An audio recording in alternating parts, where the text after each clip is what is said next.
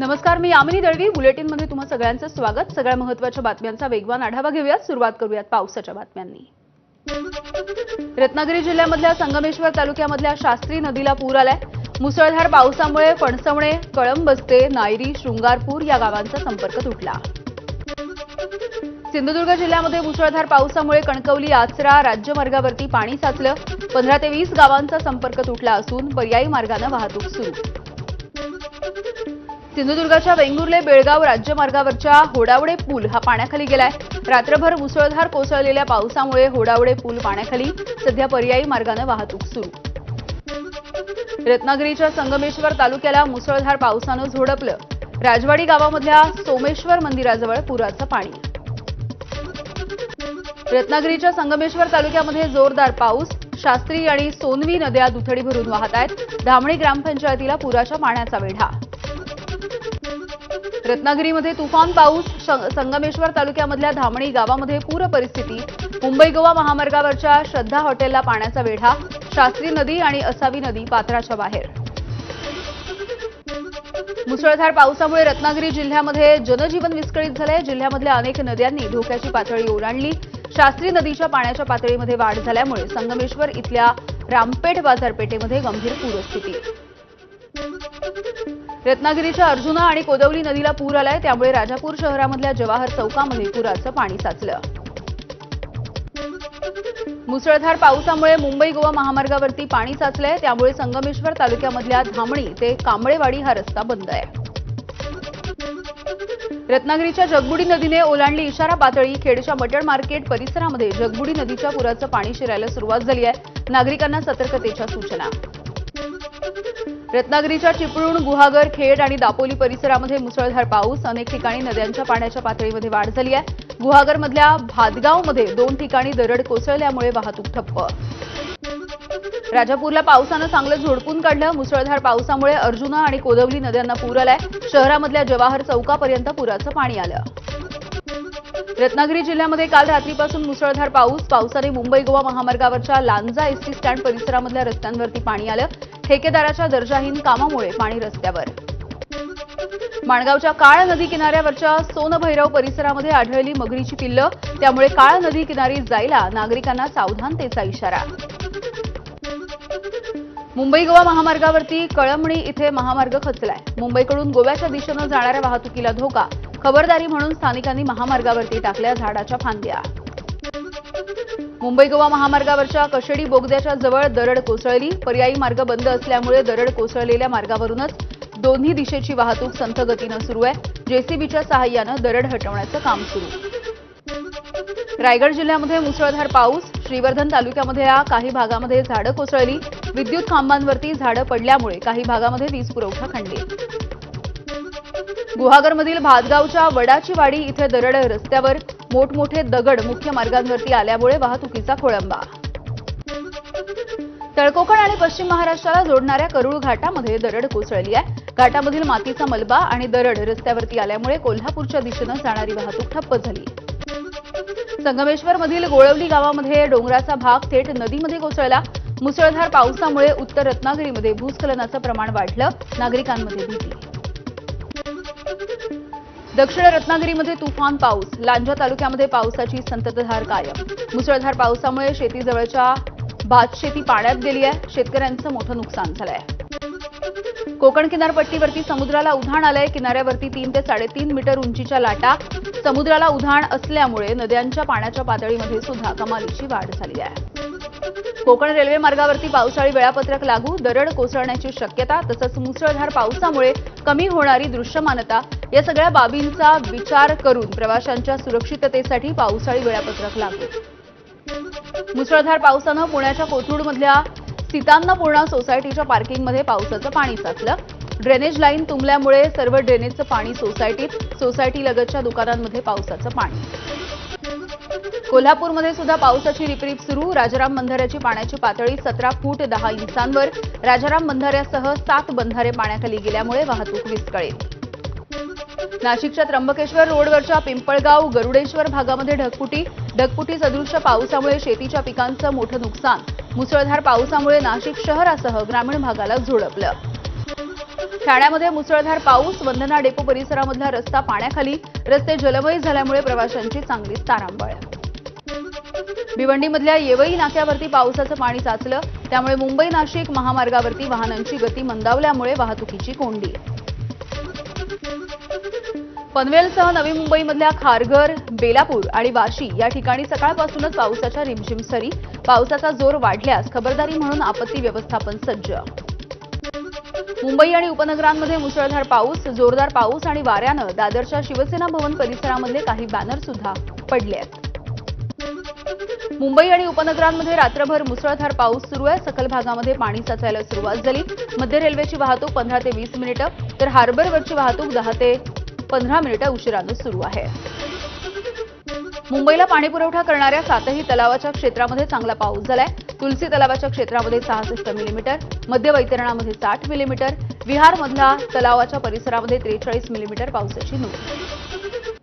मुंबई शहरासह उपनगरामध्ये मुसळधार पाऊस, अनेक ठिकाणी सखल भागामध्ये पाणी साचलंय. वडाळा पूर्वेकडच्या काही परिसरामध्ये पावसाचं पाणी साचलेलं आहे.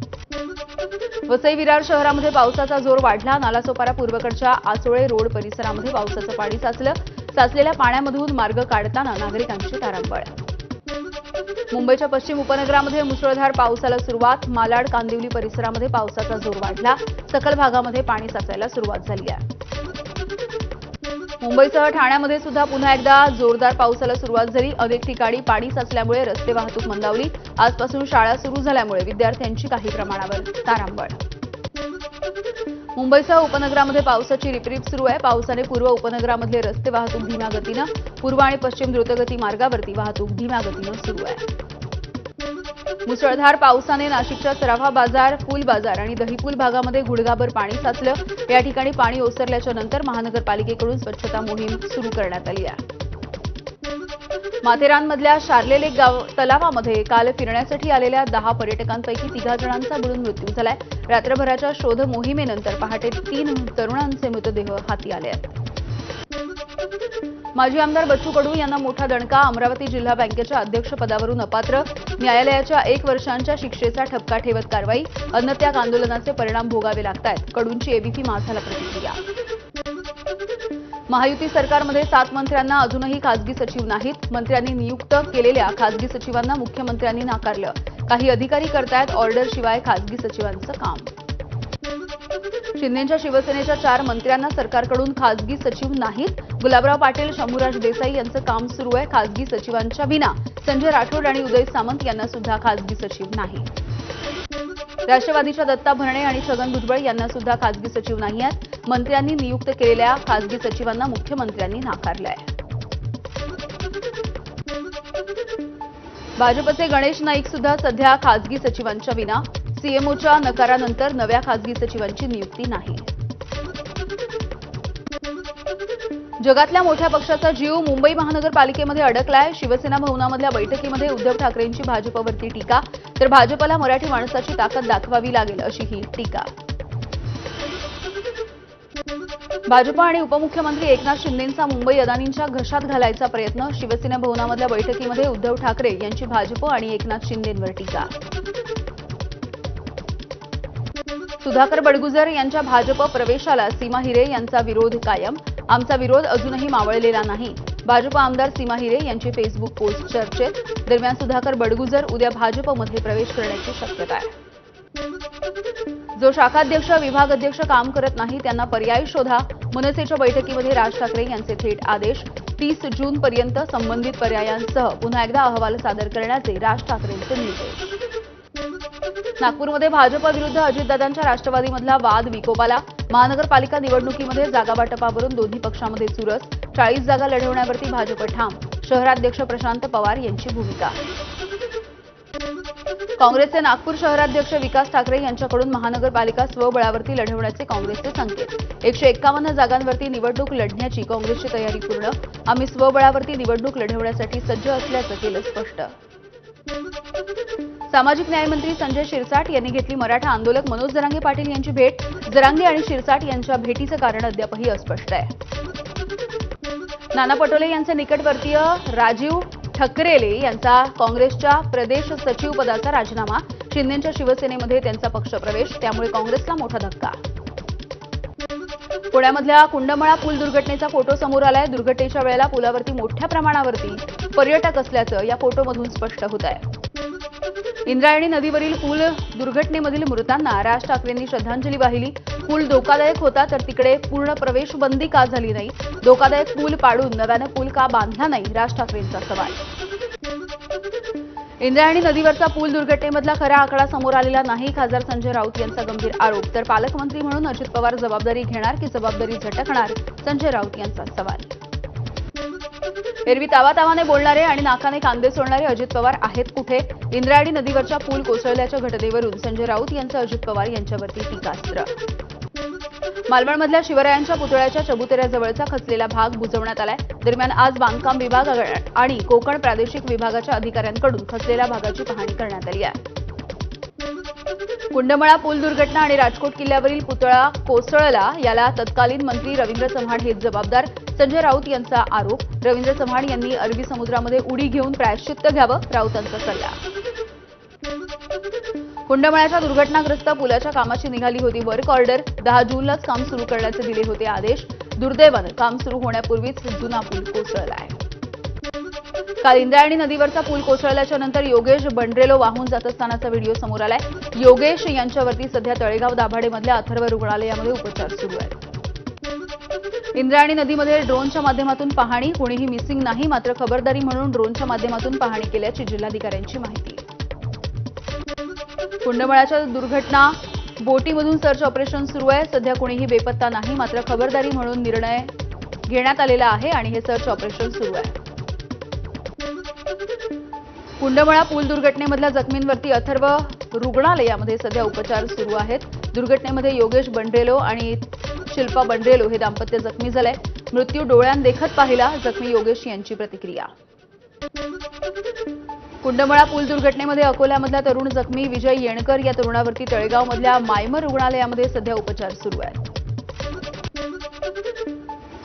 कुंडमळा पूल दुर्घटनेमध्ये गणेश पवार थोडक्यात बचावले. लोखंडी पुलाला पकडून गणेश पवार यांनी स्वतःची सुटका करून घेतली आहे. गणेश पवार यांनी 3 ते 4 पर्यटकांना सुद्धा बाहेर काढलं. इंद्रायणी नदीवरील पूल कोसळल्याचे प्रकरण. वैभव उपाध्ये 2.5 तास पाण्यात होते आणि ते थोडक्यात बचावले. उपाध्यांच्या मुलाला पोहता येत असल्यामुळे 200 मीटरवरती गेल्यानंतर तो बचावलाय. कुंडमळा पूल दुर्घटनेमधल्या जखमींवरती तळेगावमधल्या रुग्णालयामध्ये उपचार सुरू आहेत. पोलिसांकडून रुग्णांचा जबाब नोंदवायला सुरुवात झाली आहे. घटनेच्या संदर्भात सगळी माहिती रुग्णांकडून घ्यायला सुरुवात झाली. प्रांताधिकारी आणि तहसीलदारांकडून कुंडमळा दुर्घटनास्थळाची पाहणी. बेपत्ता असल्याची तक्रार नाही, खबरदारी म्हणून शोधकार्य करतोय, तहसीलदारांची माहिती. इंद्रायणी नदीवरील पूल धोकादायक असल्याचा फलक लावण्यात आला होता, मात्र पर्यायी मार्ग नसल्यामुळे स्थानिकांना याच पुलाचा वापर करावा लागला. त्यामुळे कुंडमळा पूल दुर्घटनेला जबाबदार कोण, असाही सवाल. 10 जूनला नव्या पुलाचं टेंडर वर्क ऑर्डरची प्रक्रिया पूर्ण झाली, त्यामुळे काम सुरू का झालं नाही, संबंधित विभागाचे अधिकारी सांगतील. कुंडमळा दुर्घटनेच्या संदर्भात प्रांताधिकारी सुरेंद्र नवले यांची प्रतिक्रिया. गिरगावमधील मेट्रो स्थानकाच्या जवळ बेस्टच्या बसला अपघात झालाय. रस्ता खचल्यामुळे बेस्ट बस ही 5 फूट खोल खड्ड्यात गेली. सुदैवानं कोणतीही जीवितहानी नाही. गिरगावमधील खड्ड्यामध्ये अडकलेली बस क्रेनच्या सहाय्यानं बाजूला काढण्यात यश आलंय. रस्ता खचल्यामुळे ही बेस्ट बस आत गेली होती. मेट्रोचे इन्चार्ज टीटी ओझा यांची माहिती. मेट्रोचं काम आणि शेजारी सुरू असलेल्या कामामुळे रस्ता खचला. रस्ता खचून बस अडकल्याच्या नंतर गिरगावमधल्या स्थानिकांचा आरोप. महानगरपालिकेने खोदलेल्या खड्ड्यामध्ये पाणी साचून माती वाहून गेल्याचाही स्थानिकांचा आरोप आहे. मुंबईच्या माजी महापौर किशोरी पेडणेकर गिरगावमध्ये मेट्रो स्टेशन परिसरामध्ये रस्ता खचलेल्या ठिकाणाची त्यांनी जाऊन पाहणी केली आहे. तुळजाभवानी मंदिराच्या जीर्णोद्धारासाठी काशीमधील ब्रह्मवृंदांच्या उपस्थितीमध्ये विशेष दुर्गा सप्तशती अनुष्ठान. मंदिर वास्तूमधील आत्मबल संवर्धन आणि जीर्णोद्धार कार्य हे निर्विघ्नपणे पार पडावं यासाठी विधी. तुळजाभवानी मंदिरामध्ये पद्मश्री गणेश्वर शास्त्रींच्या हस्ते आज वास्तुचालन विधी. शास्त्रीजींनी काढला होता अयोध्येमधल्या रामलला प्राणप्रतिष्ठेचा मुहूर्त. शेगाववरून पंढरपूरकडे निघालेल्या गजानन महाराजांच्या पालखीचं परभणीमध्ये आगमन. 700 वारकरी, 3 अश्व, टाळमृदुंगाच्या गजरामध्ये श्रींची पालखी परभणी शहरामध्ये पोहोचली. विविध ठिकाणी पालखीचं स्वागत. नाशिक मनमाडमधून निघणाऱ्या स्नेहभाव पालखीला 38 वर्षांची परंपरा. टाळ मृदुंगाच्या गजरामध्ये वारी पंढरीच्या दिशेनं निघाली. 33 गावांचा प्रवास करत 21 दिवसांनी ही पालखी पंढरीमध्ये दाखल झाली आहे. लोणंद इथल्या संत ज्ञानेश्वर महाराजांच्या पालखी तळाची पालकमंत्री शंभूराज देसाई आणि मंत्री मकरंद पाटील यांच्याकडून पाहणी. वारकऱ्यांच्या सोयीसुविधांच्या संदर्भात जिल्हा प्रशासनाला त्यांनी सूचना केल्या. यवतमाळमधल्या 30 दृष्टीहीन तरुणांची वारी ही पंढरीच्या दिशेनं रवाना. या वारीचं यंदाचं हे दुसरं वर्ष आहे. 521 किलोमीटरचा पायी प्रवास करत हे वारकरी पंढरपूरमध्ये पोहोचतील.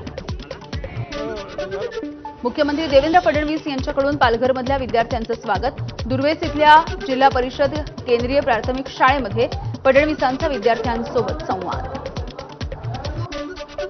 नाशिकच्या सटाणा तालुक्यामधल्या तुंगणदिगर या शाळेमध्ये सजवलेल्या बैलगाडीमधून विद्यार्थी शाळेमध्ये आले. यावेळेला वाजत गाजत फुलांचा वर्षाव करत विद्यार्थ्यांचं स्वागत झालंय. मंत्री दादा भुसे यांच्या उपस्थितीमध्ये नाशिकच्या सटाणा तालुक्यामधल्या तुंगणदिगर शाळेमध्ये प्रवेशोत्सव साजरा झाला आणि यावेळेला मंत्री दादा भुसे यांनी शाळेची घंटा वाजवली. आणि सुपरफास्ट बातम्यांच्या आढाव्याच्या